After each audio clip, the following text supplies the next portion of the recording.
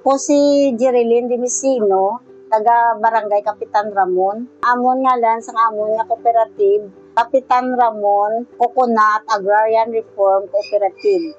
Nagsugod kami sa amon nga co-op, nag-ano lang kami primero, naghatag-hatag lang blasing 20 pesos, basta nag-registered kami sa 250, 50 pesos para sa membership. Hasta nga naabdan kami gitagaan tiwat.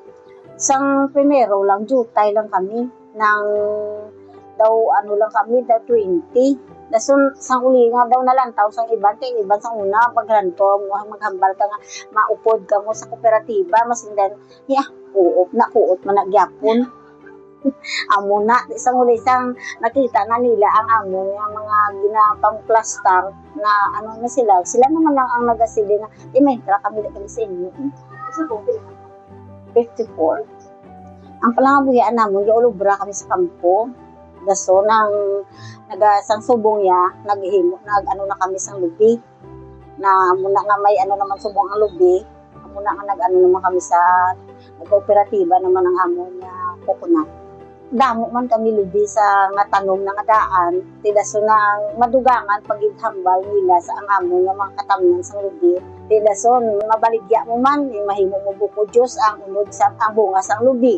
Ang lawas sang lubi, pwede mo man mahimo sa imo nga balay, pero makuha ka permit ka para matapas ang imo nga lubi. May ara kung nga may mahatag ang gobyerno nga mga ano sa amon, di makuan gid makabuli gid kay tagaan ka mo para sa bidan ka, himo ka mo da sa mga kung ano sa kooperatiba, di mabaligya mo, mainkaman mo man ang lubi daw ginaano man sa aton nga kabuhi kay parehas man ako nung nagakabuhi man siya kagong tisa ginakuhaan ta gini sa aton gid nga income nga makabulig sa aton kabataan.